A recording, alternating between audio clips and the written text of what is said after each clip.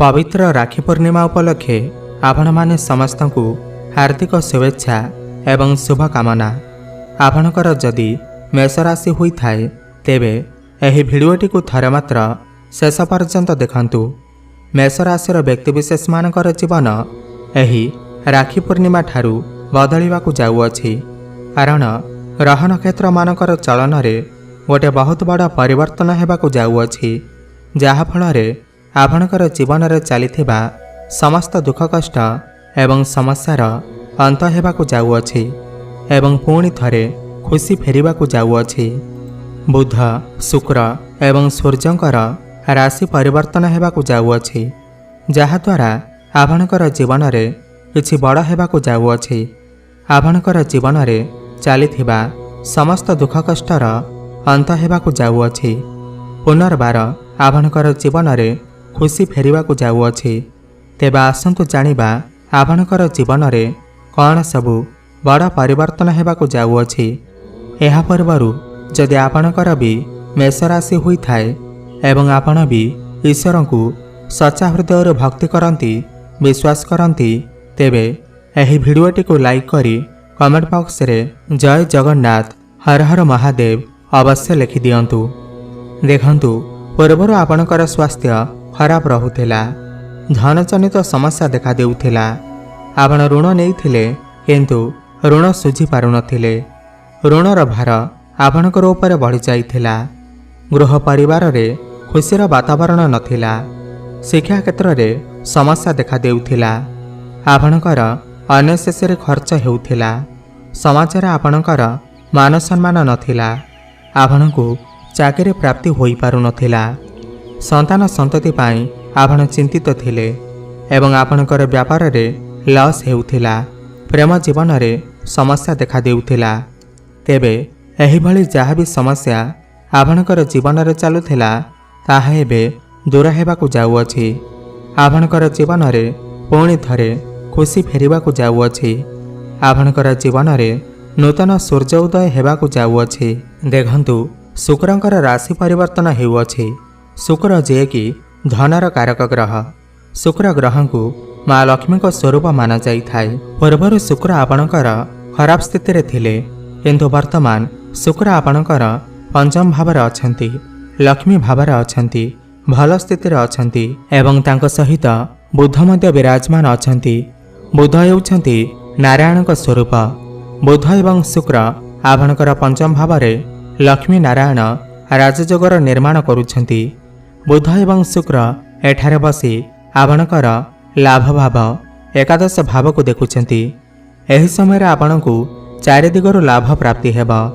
एकादश भाव आमर लाभर भाव होइथाए, इच्छा पूर्तिर भाव होइथाए।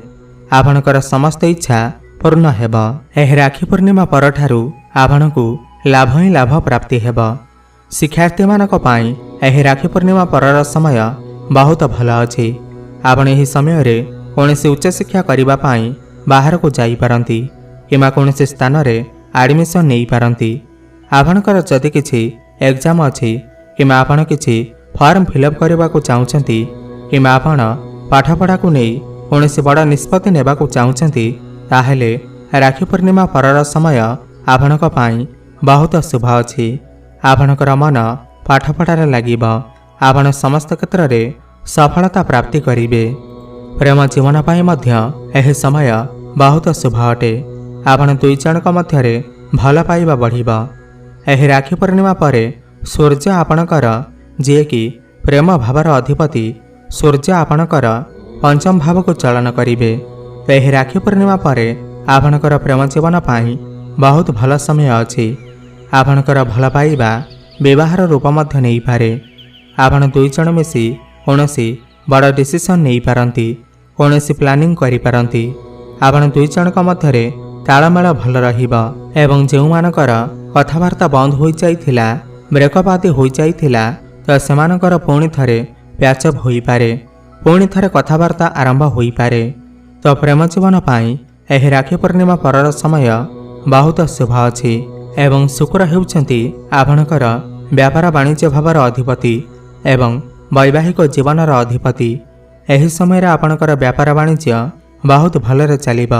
व्यापार में आपण बहुत अधिक उन्नति करेंगे। आपणकर डेली इनकम रे वृद्धि आसीब, फाइनेंशियल ग्रोथ हेब। आपण कोनोसी नूतन व्यापार मध्य आरंभ करि पारंती। पार्टनरशिप व्यापार रे मध्य आपण लाभवान होई पारिबे। रोजगार किछि बढ़ी पारे। आपणकर वैवाहिक जीवन पई मध्य एही राखी पूर्णिमा परर समय बहुत भल अछि। पूर्वर जदि किछि आपणकर वैवाहिक जीवन में समस्या चलुथिला तेबे ताहा एही राखी पूर्णिमा पर दूर होइजिब। आपण दुई जनक मध्यरे मधुर संपर्क स्थापन हेब। भ्रमणर जोग मध्य बनुअछि। आपण दुई जन मिसी केउ स्थान को यात्रा करि पारंती। आपण मिसिकी कौनसी बड़ डिसीजन नहीं पारंती। फैमिली प्लानिंग मध्य करि पारंती। संतान सुख मध्य आपण को प्राप्ति होई पारे। देखंतु देवगुरु बृहस्पति आपणकर द्वितीय भाव में विराजमान अछंती। द्वितीय भाव आमर बाणीर भाव होइथाय, धनर भाव होइथाय, बैंक बैलेंसर भाव होइथाय, पारिवारिक सुखर भाव होइथाय। एही समय आपणको पारिवारिक सुख प्राप्ति हेब। आपणकर बैंक बैलेंस बढ़िब, धन बढ़िब। आपण एही समय मध्यरे पैसा किछि संचय करि पारंती। आपणकर बाणी रे मधुरता आसीब। आपणकर बाणी द्वारा लोकमाने आपणक आड़कू अग्रसर होई पारंती। एही समय आपणकू आकस्मिक धन प्राप्ति होई पारे। बैंकिंग क्षेत्र में ऑनलाइन काम करुवा लोकमानक पई, डिजिटल क्षेत्र में मैनेजमेंट काम रे, ट्रैवल एंड टूर काम करुवा लोकमानक पई एही समय बहुत शुभ अटे। टेक्निकल, इलेक्ट्रिकल, मेकानिकल, अग्नि संबंधित कार्य, तेल, कंस्ट्रक्शन काम, लौह जातीय काम रे थिबा लोकमानक पई एही समय बहुत शुभ अटे। काहेकि शनिदेव आपणकर एकादश भाव में विराजमान अछंती, निज घरे अछंती। एही समय आपणकर कौनसी ना कौनसी गोटे बड़ इच्छा निश्चिंत पूर्ण हेब। भाग्य आपणको साथ देव। भाग्य बल रे आपण समस्त कार्य रे सफलता प्राप्ति करेंगे। आपण एही समय रे कौनसी बड़ इन्वेस्टमेंट करि पारंती किमा कौनसी बड़ जिनिसर क्रय विक्रय करि पारंती। आपणकर गृह रे शुभ मांगलिक कार्यर आयोजन मध्य होई पारे। आपण कौनसी धार्मिक स्थान को बुलिबाकू जाई पारंती। छोट मोट स्थान को बुलिबाकू जाई पारंती। साहस एवं पराक्रम बल रे आपण समस्त कार्य रे सफलता प्राप्ति करेंगे। एही समय आपणकर क्यारियर पाई बहुत भल अछि। काहेकि क्यारियर भावर अधिपति शनिदेव आपणकर एकादश भाव में अछंती। कार्यक्षेत्र में आपणको लाभ ही लाभ प्राप्ति हेब। प्रमोशन हेबार मध्य जोग बनुअछि। ऊपर ऑफिसरंकर सपोर्ट आपणको प्राप्ति हेब। एवं जो मानक पाखरे कौनसी चाकरी बाकरी नाही तो सेमानकु नूतन चाकरी मध्य प्राप्ति होई पारे। आपणकर समस्त कार्य सुरखुरी रे होई जिब। एही समय आपणकु मांकर सुख प्राप्ति हेब। आपण कौनसी जमी जमा, प्रॉपर्टी किंबा जानवाहन इत्यादि किणाकिणी करिबा पाई मन बळेई पारंती। एही समय आपणकर स्वास्थ्य बहुत भल रहिब। पूर्वर जदि किछि स्वास्थ्य समस्या लागि रहुथिला तेबे ताहा एही राखी पूर्णिमा पर दूर होई जिब। आपण कौनसी विदेश को यात्रा करि पारंती।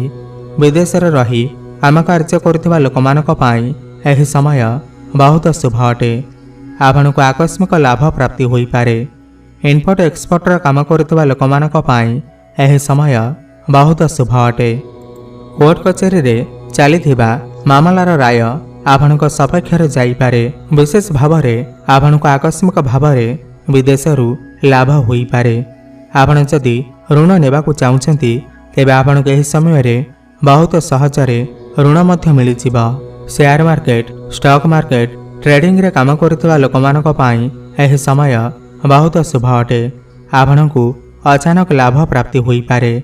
तेबे मोटामोटी देखिबाकू गले एही राखी पूर्णिमा परर समय आपणक पई बहुत शुभ अछि। आपण समस्त क्षेत्र में सफलता प्राप्ति करिवे। ताहा भल पाइबा क्षेत्र हेउ, वैवाहिक जीवन रे हेउ, आपणकर क्यारियर रे हेउ, व्यापार वाणिज्य क्षेत्र में हेउ, आपण समस्त क्षेत्र में सफलता प्राप्ति करेंगे। अधिक शुभफल प्राप्ति करने पाई मंगलंकर बीज मंत्र जप अवश्य करंतु। ओम क्रां क्रीं क्रों सह भौमाय नमः 108 थर प्रत्येक दिन जप करंतु। शुभफल प्राप्ति हेब।